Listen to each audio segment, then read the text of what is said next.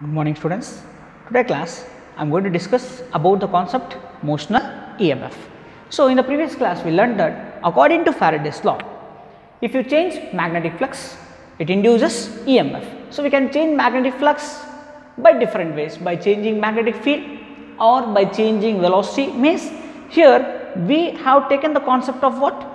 Motional EMF is what? Is the EMF induced in a conductor because of motion of the particle in magnetic field. Because of the relative motion we are inducing in a region, we are going to produce or we are going to induce EMF. That EMF is called what?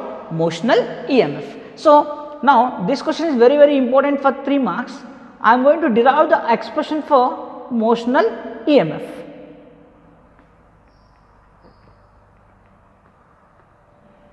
So how much EMF will be induced on which factors?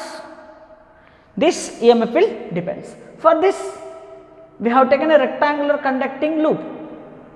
Okay. So let us take a conducting loop.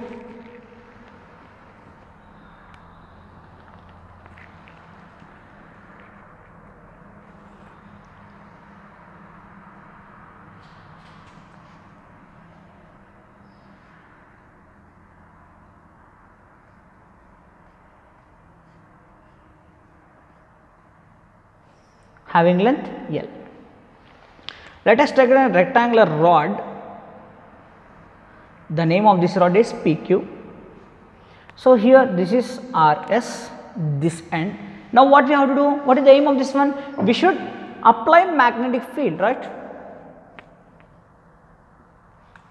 So this represents what? The magnetic field is present into the plane of the surface. So magnetic field. We are bringing this rod towards this rectangular loop. After some time what happens? It comes to this point. So what is this? PQ. Let us assume the distance is varying. The varying distance is what? X.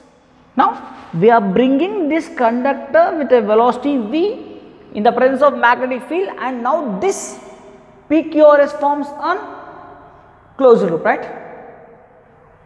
So when PQ moves towards the left, this PQ moves towards the left, all the charges in the conductor experiences force. This produces what? Current through the loop, PQRS. So when PQ is brought or moves towards left,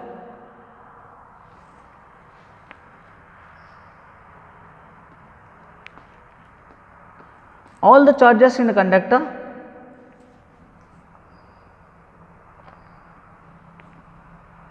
experiences force, right?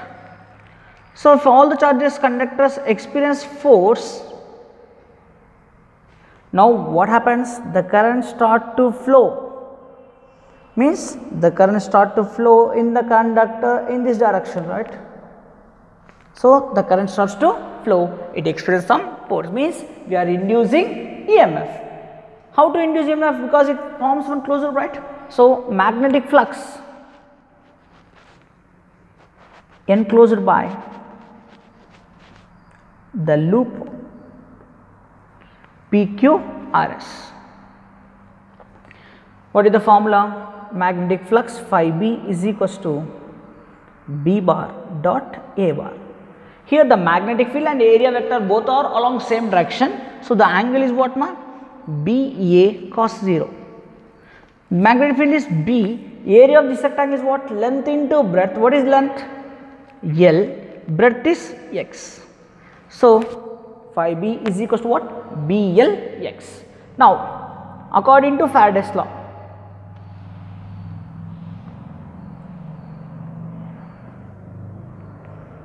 according to Faraday's law of electromagnetic induction, EMF is equals to what? Minus d phi b by dt. That is equals to minus d by dt of what is phi b? BL x. So what are the constants here? The magnetic field what we applied doesn't changes, and the length of the conductor doesn't changes, but the PQ starts to move in this direction because already started from here and come to here and forms one closed loop. Now if you keep on moving, what happens? X is varying, so we are going to vary the variable term minus BL d by dt of x. As we know very well, velocity is equals to dx by dt, rate of change of displacement, but here this is minus. Why? We are coming against the force, so we can write as EMF is equals to minus BL into minus V. So I can write as what? BLV. So the motional EMF depends upon three factors, that is magnetic field, length of the conductor, and with what velocity it is moving towards the rectangular loop. Clear? Yes.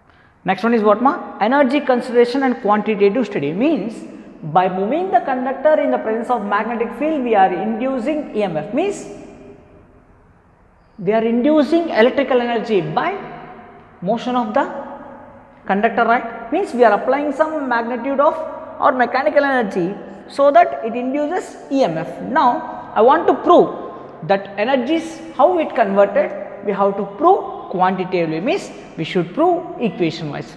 So as usual, we are taking what? A closed conductor.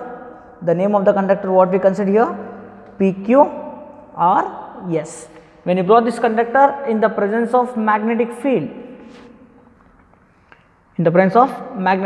what happens?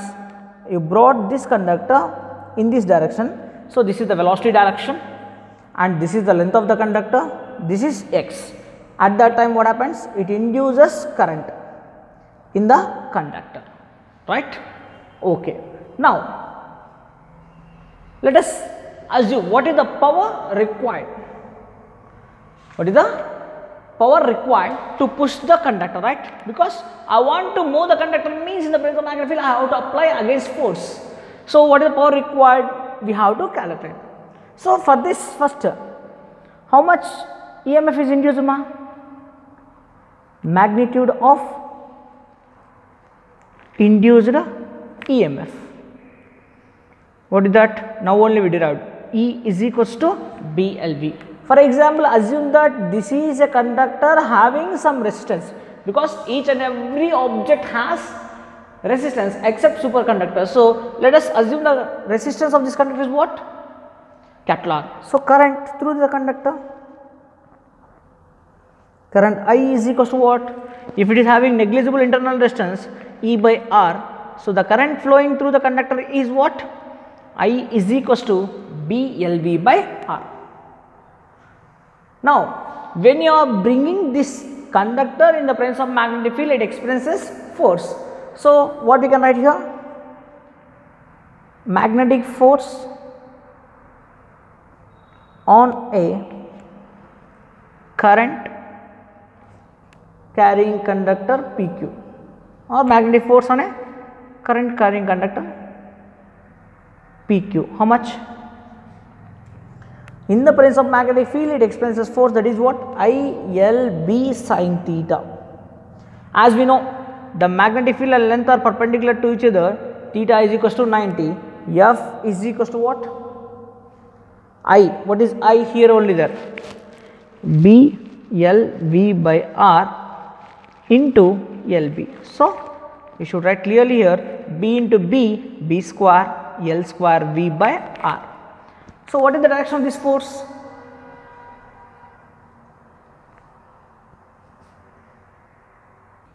So what is the F here? F acts on outward direction opposite to velocity of PQ, because as we know that according to Lenz's law, it always opposes the induced motion. So this is the force acting on the current carrying conductor.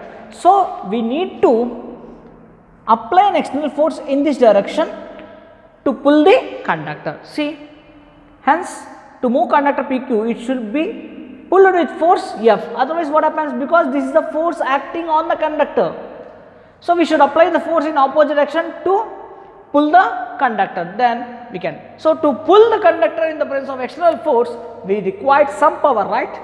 So what is the power formula?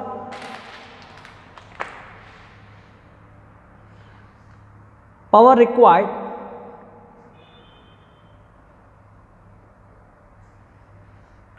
to push the conductor.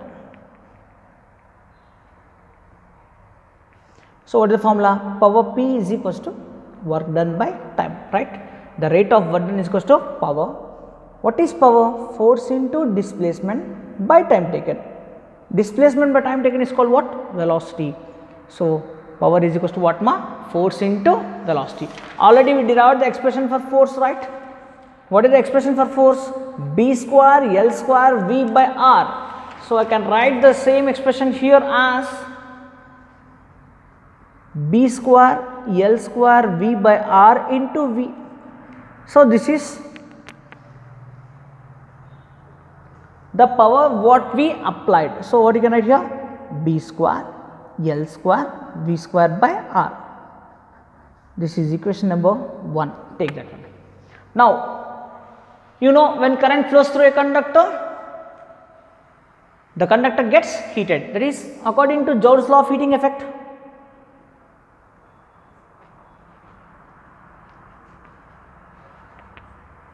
According to Joule's law of heating effect. What is that? Power dissipated means the power that has been dissipated because the current flowing through the conductor is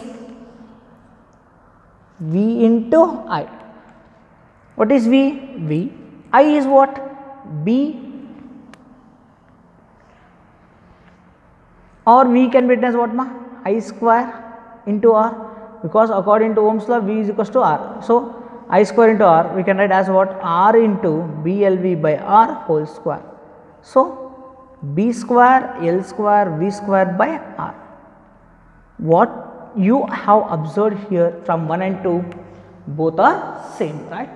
So, whatever the energy we done, it is converted into electrical energy and then to thermal energy. So, from 1 and 2 it is proved or not?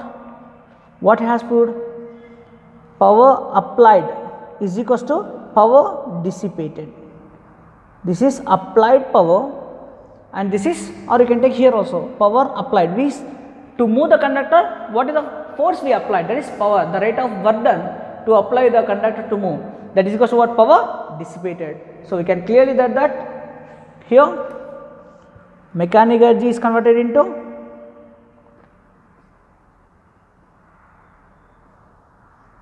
first which case? Current. So, converted into electrical energy and then to which energy? Heat energy means what ma? Thermal energy. So, this is the way we can explain how mechanical energy is connected to electrical energy and heat energy. Next one is a very simple concept, means what we observe here, by changing magnetic flux it induces EMF. So, without charge there is no flow of current. So, what is the relation between induced charge and magnetic flux? We are going to prove. Very simple relation. According to Faraday's law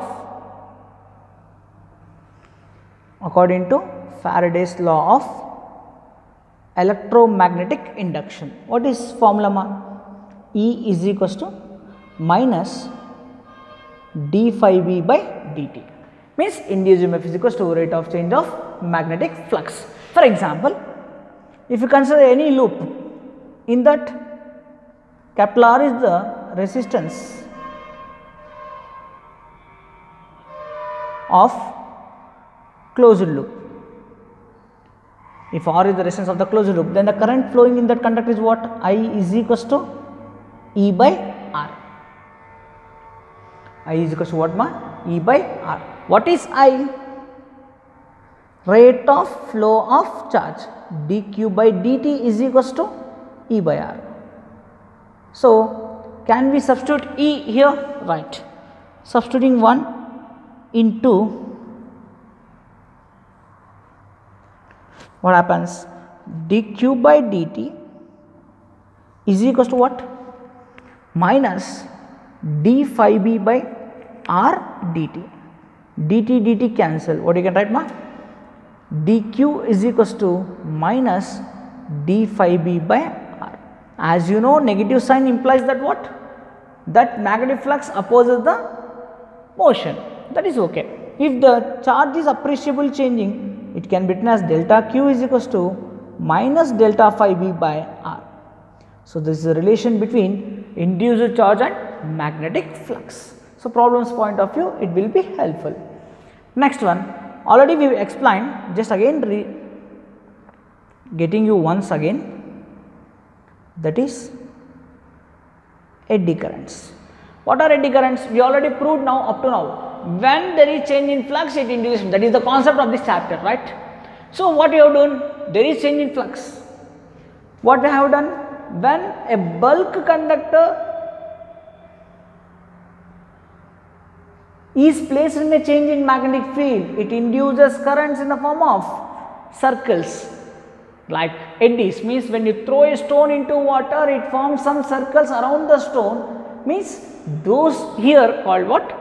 Currents in the form of eddies, that is why they are called what? Eddy currents. So, they are used in various cases. So, what is eddy currents first?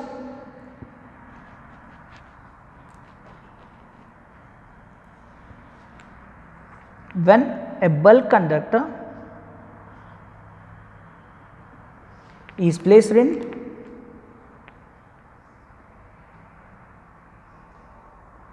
changing magnetic field or varying magnetic field, what it will do? It induces currents. It induces currents in the form of eddies called eddy currents.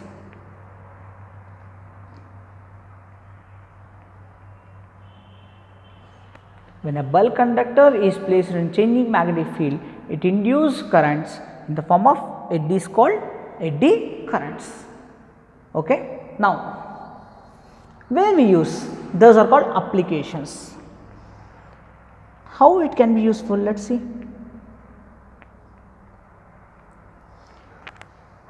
We can say that first one, magnetic braking in trains.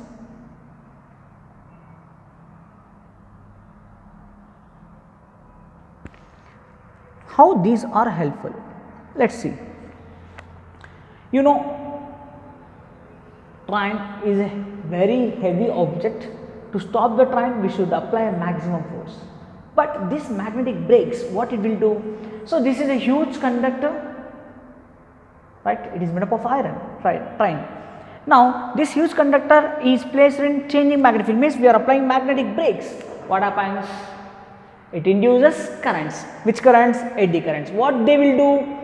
These induced EMF or induced currents, what they will do? They opposes the change of magnetic flux, means they opposes the relative motion between the rails as well as conductor. So, what happens? It opposes the motion, so the train stops. Next one, induction furnaces. We use induction stoves, right? In induction stove, what we present? Magnetic coil. So, what is the function here? We will learn now only. What that? When a current flows through a conductor, it gets heated. Means by changing current, by changing magnetic field, we are inducing current. That current is flowing through a conductor. What happens? It gets heated or not? Yes. If more currents are there, more heat will be produced. So, but this is also phenomena, right? Next one, very important one, electromagnetic damping.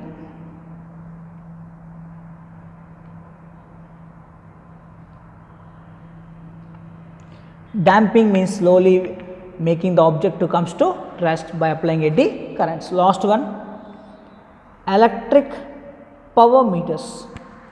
In electric power meters, how these are useful? You know, a meter shows when the current stores, it shows some reading. Now, it shows some reading. For example, this shows some reading, right? Now, again it has to come to rest or not when the current becomes 0. If not, means it does not working. So, when it is made up of a magnetic material, When the current is increasing, it induces EMF and shows current. Now, when the current is not there, what happens? The current that has been induced opposes the motion and makes this object comes to rest. So, this is the function of eddy current. So, what are eddy currents? When a bulk conductor is placed in changing magnetic field, it induces currents in the form of eddies. Now, so there are some disadvantages out there. What are they? For example, these eddy currents, if you take in transformer, a huge current flows through the transformer, what happens? It liberates energy as well as heat energy, right? So, if the dissipation energy is more, the loss of energy is also more or not? Yes. So, eddy current dissipate large amount of energy in the form of heat in the core of transformers, dynamo, etc. One more problem is that this heat produced due to eddy currents breaks the insulation in electric machines. So, it leads to short circuits. So, these are the applications of eddy currents. In the next class, we are going to discuss the very important concept of the chapter, induction. Very simple and very important one. Clear? Right, thank you.